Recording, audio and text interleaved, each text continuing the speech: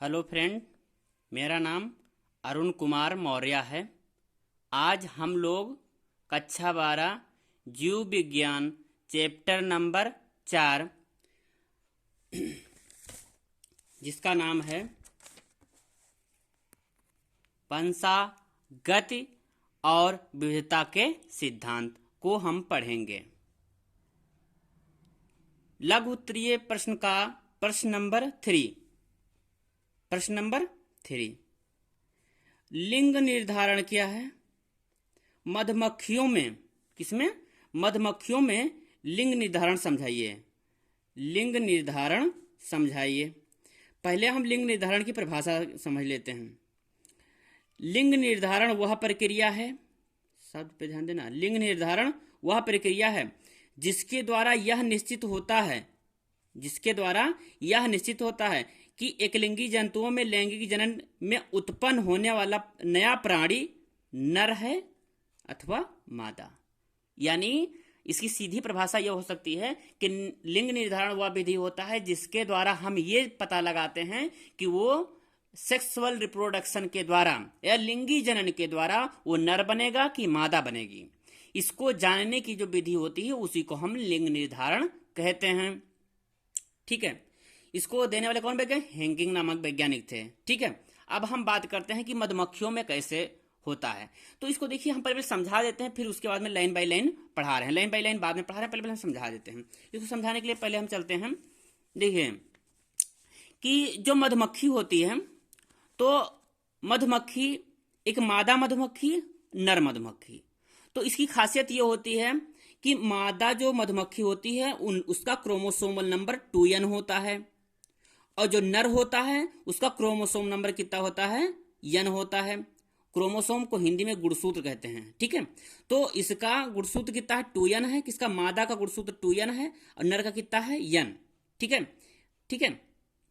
अब थोड़ा ध्यान दीजिएगा, एक हैप्लॉयड है, एक डिप्लॉयड है। एक सिंगल है उसको हैप्लॉयड बोलेंगे, ये जो डबल है उसको डिप्लॉयड बोलेंगे। तो इसको बोलते हैं हैप्लोडिप्लॉन्टिक भी बोलते हैं। ठीक है, सेक्स डिटर्मिनेशन, अगर क्वेश्चन आ जाएगा सेक्स डिटर्मिनेशन हैप्लोडिप्लॉन्टिक किसमें पाया जाता है, तो हम बोलेंगे सेक्स डिटर्मिनेशन हैप्लोडिप्लॉन्टिक किसमें पाया जाता है? मधुमक्खी में पाया जाता है। क्यों? क्योंकि नर जो होता है हैप्लॉन्टिक होता है, मादा डिप्लॉन्टिक होता है, इसलिए इसको हम हैप्लोडिप्लॉन्टिक कहते हैं। अच्छा ठीक है, अब ध्यान दीजिएगा, जो मादा है, जो चूंकि मादा और नर यहाँ पर क्या है? एक प्रकार का जनक है। क्या है? जनक है। तो अब इसमें होता क्या है कि इनसे बनता है गेमेट बनाते हैं। जब ये गेमेट बनाते हैं तो मादा जो होता है उसमें होता है अर्धसूत्री विभाजन। क्या होता है? अर्धसूत्री विभाजन। क्योंकि हमको पता है कि जब अर्धसूत्री विभाजन होता है तो उसमें क्रोमोसोम का नंबर आधा हो जाता है। समझ बैठा कि नहीं बैठा? ठीक है, तो जब क्रोमोसोम का नंबर आधा हो जाता है मतलब हाफ माइंडेड हो जाते हैं। ठीक है, कैसे हो जाते हैं? हाफ माइंडेड, कल समझने के लिए वैसे है। मतलब इसमें क्या, क्रोमोसोम नंबर क्या हो गया? आधा हो गया। ठीक है, अब जो डुप्लॉयड होगा, जिसके पास 2 होगा वही तो आधा होगा। ठीक है, अब जब नर के पास चलते हैं तो नर के पास जब n है तो n आधा थोड़े ना हो जाएगी कि n/2 ऐसा नहीं होता है। तो इसमें क्या होता है, जब क्रोमोसोम नंबर n होता है तो n का n हो जाता है। ठीक है, इसी के लिए जैसे आप थोड़ा मजाकी भाषा में याद कर सकते हैं कि मेल जो होते हैं वो हाफ माइंडेड हो जाते हैं। कैसा? हाफ माइंडेड हो जाते हैं। और जो मेल होता है वो हाफ माइंडेड नहीं होता है। ठीक है, ये किसके लिए है? ये केवल मधुमक्खी के लिए है, हम लोगों में ऐसा नहीं होता है। ठीक है, तो इसमें क्या है, मादा जो मधुमक्खी है उसमें क्या हुआ? अर्धसूत्री विभाजन हुआ, क्रोमोसोम का नंबर कितना हो गया? आधा आधा हो गया। जो नर था उसमें जो होता है समसूत्री विभाजन होता है। क्यों? क्योंकि सम सम मतलब बराबर होता है। इसमें क्रोमोसोम नंबर n है तो यहाँ भी क्रोमोसोम का नंबर कितना हो जाएगा? n हो जाएगा। अर्ध मतलब आधा। अगर यहाँ पर क्रोमोसोम नंबर 2n है तो यहाँ पर क्रोमोसोम नंबर n और यहाँ पर क्रोमोसोम नंबर n हो जाता है। ठीक है, अब आगे चलते हैं। तो जो मादा जो मधुमक्खी होती है, तो मादा मधुमक्खी की सबसे बड़ी खासियत ये होती है कि जो अंडाण बने, क्या बने? अंडाण बने। तो इसमें से एक जो होता है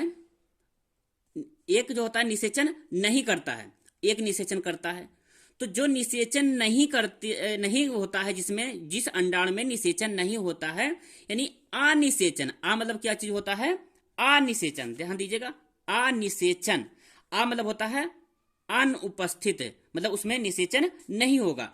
तो जब निषेचन नहीं होता है तो यही अंडाणु बदल जाता है नर मधुमक्खी में। किसमें बदलता है? नर में। ठीक है, ये मादा था लेकिन किसमें बदल गया? नर में बदल गया। तो जो नर मधुमक्खी में बदलता है इसी को हम बोलते हैं ड्रोन। क्या कहते हैं? ड्रोन कहते हैं। और ये जो अंडाणु से ड्रोन बनने की घटना होती है इसको हम बोलते हैं एरहेनोटोकी। क्या बोलते हैं? एरहेनोटोकी। एरहेनोटोकी बोलते हैं। समझ बैठा कि नहीं बैठा? कि दोबारा समझाएं? आप फिर ध्यान दीजिएगा।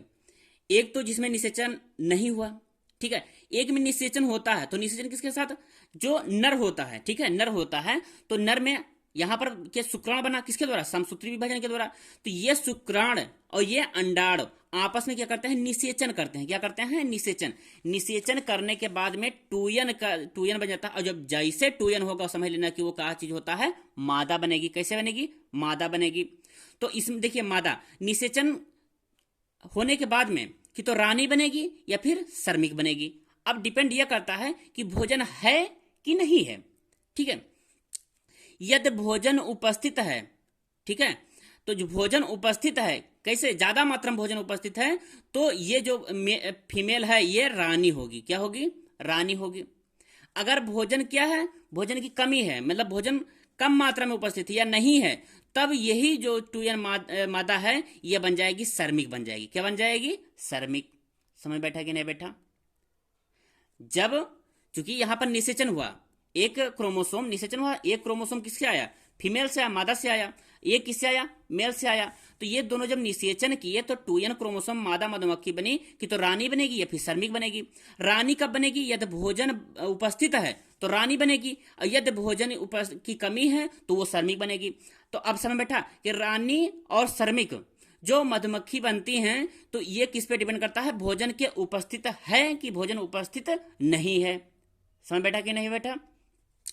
अब इसको थोड़ा हम एक बार रेफरेंस के लिए दे देते हैं कि जो मादा मधुमक्खी होता है, ठीक है, क्या होता है? मादा मधुमक्खी वो टूयन होता है, उसमें अर्धसूत्री विभाजन पाया जाता है। ठीक है, ये अंडाणु बनते हैं।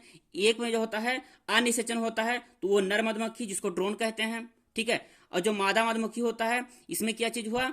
इसमें एक तो अनिषेचन, एक तो जो निषेचन क्रिया करता है किसके साथ में? शुक्राणु के साथ में। जो नर था वो समसूत्री विभाजन के द्वारा शुक्राणु बनाया है। ये आपस में मिलकर के मधुमक्खी बनाते हैं टूयन का। ठीक है, रानी बने या फिर श्रमिक बनेंगे, ये डिपेंड करता है। भोजन उपस्थित है तो रानी, भोजन नहीं है तो श्रमिक। ठीक है, अब चलते हैं आगे। अब यहां पर अगर हम बात करते हैं कि जो मधुमक्खी होता है, मधुमक्खी का पिता नहीं होता है। ठीक है, तब क्या होता है? मधुमक्खी का ग्रैंडफादर होता है। ठीक है, और फिर क्या होता है?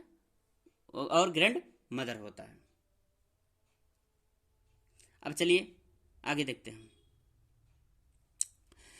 तो मधुमक्खी में लिंग निर्धारण क्रिया विशिष्ट एलोसोम की अनुपस्थिति में होता है।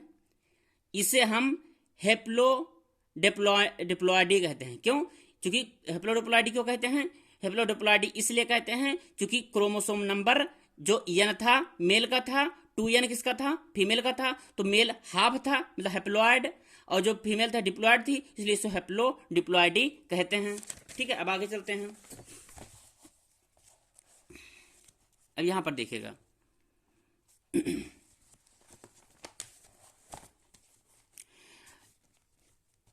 इस प्रक्रिया में मधुमक्खी का निर्माण द्विगुणन, किसके?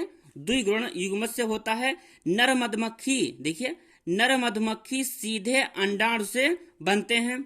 नर मधुमक्खी ड्रोन के विकास को हम एरहेनोटोकी कहते हैं। अभी हम आपको बताए थे ना कि देखिए जो यह अंडाणु था, अंडाणु से सीधे क्या बन रहा है? नर ड्रोन बन रहा है, तो इसको हम एरहेनोटोकी कहते हैं। यह अनिषेचन से बनता है। ठीक है, तो वही चीज यहां पर कहा है कि नर मधुमक्खी में यहां पर देखिए नर मधुमक्खी सीधे अंडाणु से बनते हैं। नर मधुमक्खी के विकास को एरहेनोटोकी कहते हैं।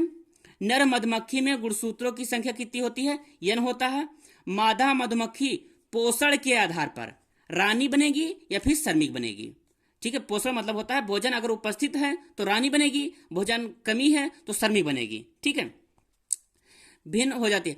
अनिषेचित अंडों से नर मधुमक्खी का विकास होता है। वो तो हम आपको पहले बताते हैं कि उसमें क्या होता है, अनिषेचन होता है, से क्या होता है, नर मधुमक्खी बनता है। इसी कारण से यह एक गुणित होता है, जो नर होता है वो यन नंबर को तो एक गुणित होता है, जिसे हैप्लॉइड कहते हैं। निषेचित अंडे से बनी लार्वी का एक पर्याप्त पोषण के अभाव, अभाव मतलब होता है कमी, अगर पोषण की क्या है, भोजन की क्या है, कमी है, तो क्या चीज होता है, श्रमिक मधुमक्खी विकसित होता है। अगर भोजन की क्या होती है, अभाव होता है, कमी होती है, तो श्रमिक मधुमक्खी बनती है।